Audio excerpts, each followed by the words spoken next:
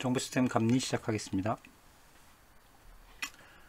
오늘 좀 이야기할 거는요, 이 검수 관련 얘기들입니다.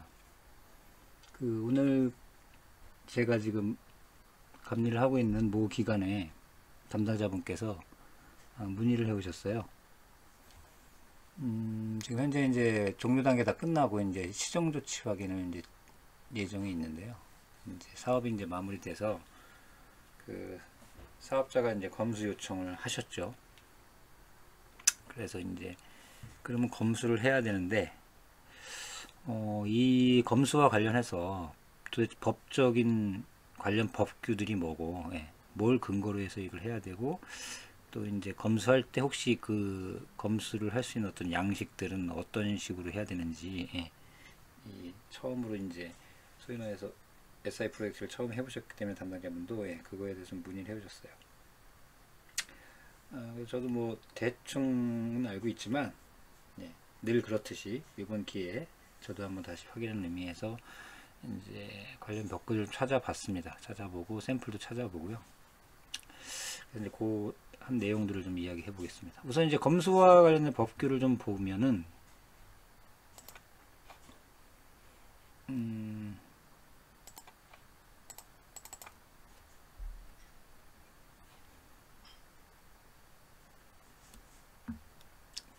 그게 이제 보통 이제 행정기관에 관련해서 이 법규는 아시겠지만 국가법령정보센터에 가시면 이렇게 국가를 당사자로 하는 계약에 관한 법률의 14조에 이제 검사가 어떻던 거다라는 내용이 좀 있습니다. 검사가 어떻한다 이런 게 있고요. 그 다음에 또 하나는 행정기관 및 공공기관 정보시스템 구축 운영 지침의 제7장에 가시면 여기 이제 검사 및 운영이 있고요. 그 아래 이제 56조의 검사가 있습니다.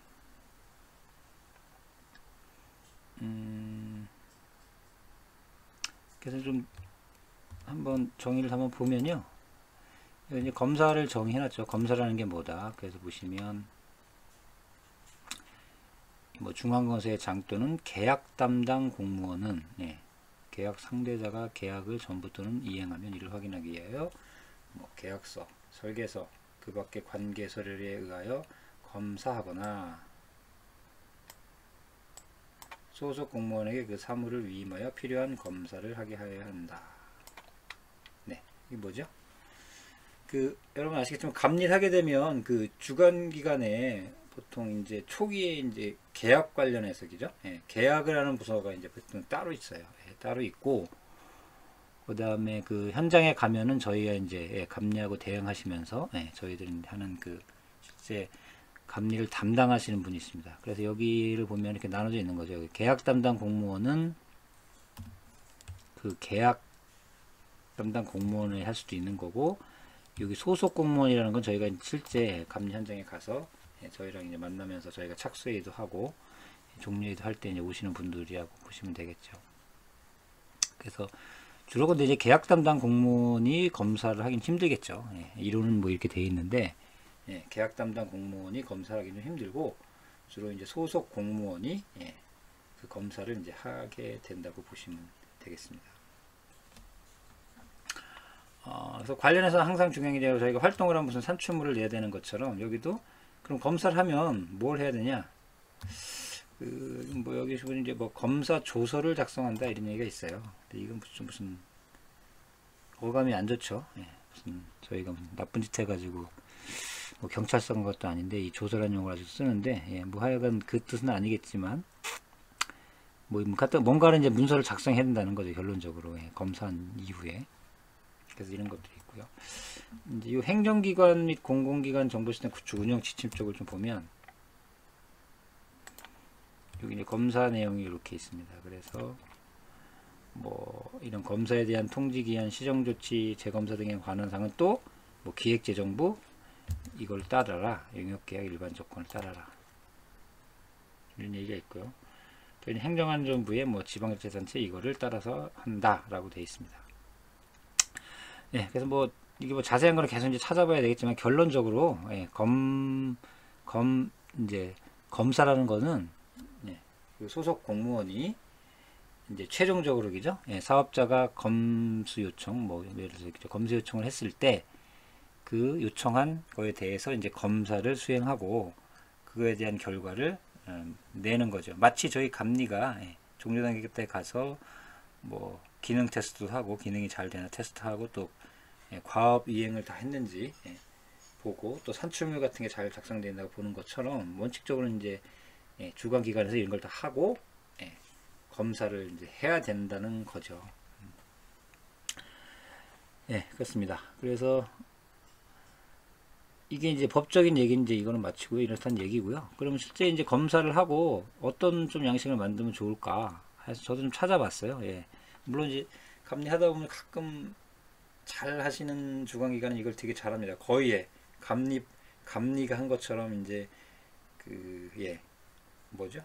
과업 검사 기준서 이걸 쭉 놓고 본인들이 이제 쭉 뭐 체크를 한다거나 그다음에 산출물도 그 뭐 목록에 맞게끔 다 만들었는지 물론 내용까지 깊이는 못 보시겠지만 뭐 사업 수행계획에서 정의한 산출물대로 다 작성을 해서 이렇게 사업자가 제출했는지 이런 것들을 좀 검사하는 데도 계시고요. 그래서 뭐 여러 가지 형태가 있지만 결론적으로 여기 이제 샘플을 하나 제가 이거 인터넷에 돌아다니는 거라 제가 뭐 받았는데요. 특정 기관의 거지만 어차피 인터넷에 뭐 올라온 거고 양식이라 큰 문제는 없을 것 같습니다. 그래서 제가 보니까 이 검수 확인서라는 거가 사실은 뭐 법적인 양식이 딱 정해진 건 없어요. 제가 법적으로 뭐 이렇게 해라 표준 양식 저희 공공기관은 보통 이제 표준 양식들이 있는데 뭐 검수 확인서를 어떻게 하라는 건 없는 것 같고요. 그래서 여기도 보시면 뭐 일반적으로 이렇게 제목 쓰고 프로젝트명 쓰고 뭐 등등 계약기간 이런 뭐 검수의 범위 등등 이런 거는 뭐 다 틀려도 될 것 같고 중요한 게 여기도 보시면 중요한 게 이거죠. 주요 기능의 검수를 하겠다는 거고요. 그 다음에 인도 대상의 산출물을 보겠다는 거죠. 그래서 보통 이제 이 기능정보표 같은 경우는 이 검사하시는 분들이 그 짧은 시간에 사실은 감리도 물론 짧지만 이 검사 같은 건 더 짧거든요. 뭐 하루에 한다든가 몇 시간만 하기 때문에 이걸 일일이 보시기 힘들고 결론적으로 저희가 항상 주장하는 이거는 뭐냐면요, 그죠? 인수 테스트 결과서라는 거를 사업자가 이제 만들어 놨겠죠.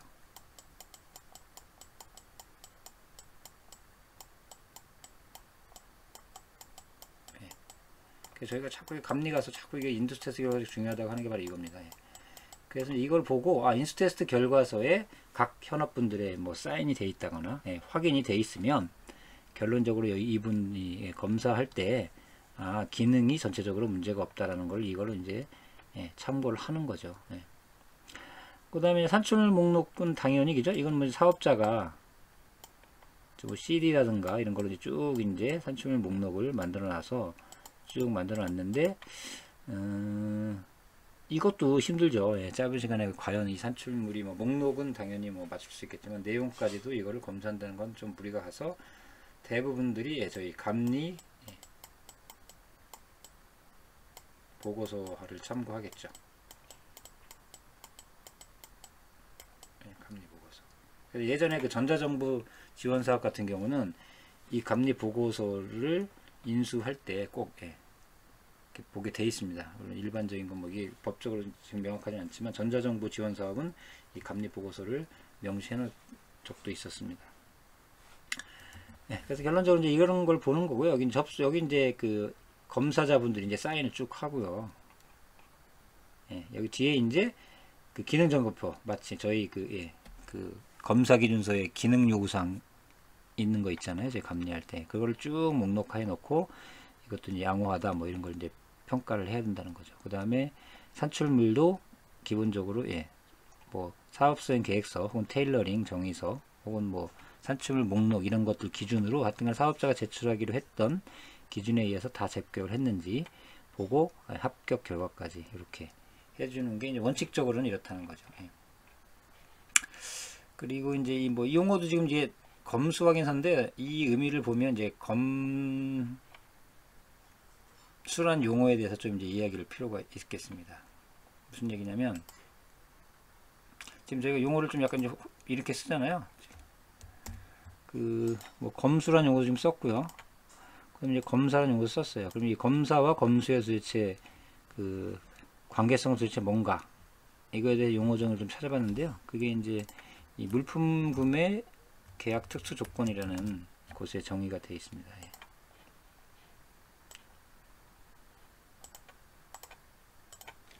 나라법령에 가셔서 네, 국가법령정보센터네 정확한 명칭에 가셔서 물품 구매 제조 계약 특수 조건을 한번 검색해 보겠습니다.